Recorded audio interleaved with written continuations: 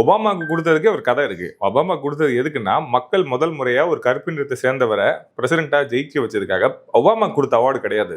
அந்த மக்களுக்கு கொடுத்த அவார்டு அது. ஓகே. ஸோ எப்பயுமே நோபல் பீஸ் பிரைஸ்ங்கிறது எதுக்கு கொடுப்பாங்கன்னா, அந்த ஒரு ஒரு குறிப்பிட்ட நபர் ஏதோ சாதிச்சிட்டாங்கலாம் கொடுக்கறது கிடையாது. இப்போ இவங்களுக்கு கொடுத்துருக்காங்கல்ல அந்த மரியாக்கு, அவங்க என்னன்னா இப்போ அவங்க ஆக்சுவலா ஒளிஞ்சிருக்காங்க. வெனிசுவேலால அவங்க ஒளிஞ்சிருக்காங்க. இப்போ அவங்க எங்கன்னு யாருக்கும் தெரியாது. ஓகே. தலைமறைவா இருக்காங்க. இப்போ எதுக்குன்னா, மடுரோன்னு ஒருத்தர் இருக்காரு. அவர் தான் அங்க ஜெயிச்சாரு. அவர் வந்து டெமோக்ரஸியை வந்து இந்த சர்வாதிகார ஆட்சியை மாத்திட்டாரு. ஸோ அந்த எலெக்ஷன் சரி கிடையாது, எலக்ட்ரல் ஃப்ராட், இப்போ நம்ம சொல்லிட்டு இருக்கோம்ல, இந்த நம்ம ஓட்டர் லிஸ்ட்லாம் காணும், அந்த மாதிரிலாம் பண்ணி ஜெயிச்சிட்டாரு.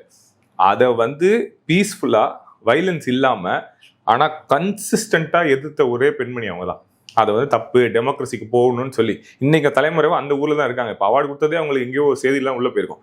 அப்போ பீஸ் பிரைஸ் நம்ம என்ன நினைக்கிறோம்னா, ஒருத்தர் கொடுக்குறோன்னு, நீங்க என்ன விதைச்சிங்க சமுதாயத்துலங்கிறதுக்கு தான் நோபல் பீஸ் பிரைஸ். ஸோ இப்போ இவங்க என்ன செஞ்சிருக்காங்கன்னா, டெமோக்ரஸி அழியாம பாத்துக்கணும் அப்படிங்கிறதுக்கு எதிரில் ஒரு எதிர்க்கு அப்போசிஷன் லீடரா உட்காந்து வெனிசுவேலா பண்ணியிருக்காங்க.